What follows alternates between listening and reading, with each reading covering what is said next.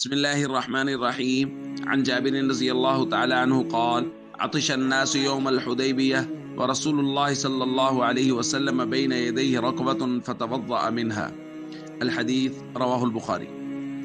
حضرت جابر رضی اللہ تعالیٰ عنہ بیان فرماتے ہیں کہ حدیبیہ کے دن لوگوں کو شدید پیاس لگی اور نبی کریم صلی اللہ علیہ وسلم کے سامنے ایک برتن تھا جس کے اندر پانی تھا، تو رسول اللہ صلی اللہ علیہ وسلم نے اس سے وضو کیا۔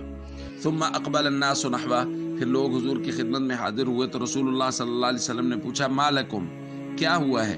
قالوا، صحابہ نے عرض کیا یا رسول اللہ لیس عندنا ماء نتوضأ به ولا نشرب الا ما في ركبتك،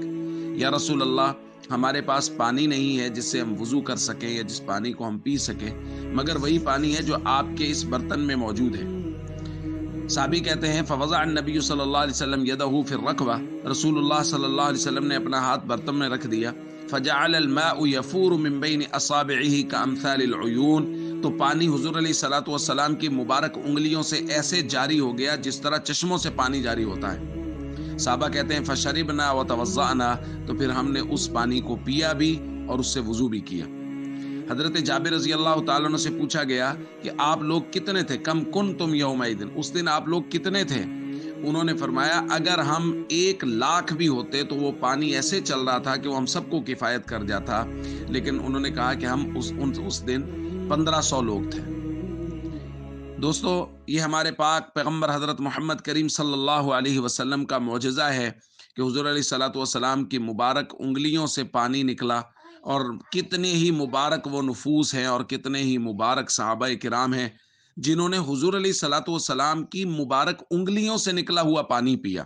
ان کی پاکیزگی میں کیا شک ہو سکتا ہے اور ان کی طہارت میں کیا شک ہو سکتا ہے جنہوں نے نبی پاک صلی اللہ علیہ وسلم کی مبارک انگلیوں سے نکلا ہوا پانی پیا ہے۔ اللہ تعالیٰ نے یہ شرف صحابہ کو نصیب فرمایا تھا، اور صحابہ کرام نے پھر نبی پاک صلی اللہ علیہ وسلم کی مبارک انگلیوں سے نکلا ہوا جو پانی پیا اس کا حق ادا کیا، پوری دنیا میں پھیل گئے دین اسلام کا پرچم لے کے۔ آج جو ہم مسلمان ہیں یہ صحابہ کرام کی محنتوں ہی کی وجہ سے ہیں، اس لیے ہم سب کو ہمیشہ صحابہ اہل بیت سے ہمیشہ سچی محبت رکھنی چاہیے، اور اگر کبھی موقع ہو اور خدا نخواستہ کوئی ایسا موقع آ جائے جس موقع پر صحابہ کی عزت و ناموس پر جان قربان کرنی چاہیے تو سب کو لبیک کہہ کے حاضر ہونا چاہیے۔ والسلام علیکم ورحمۃ اللہ وبرکاتہ۔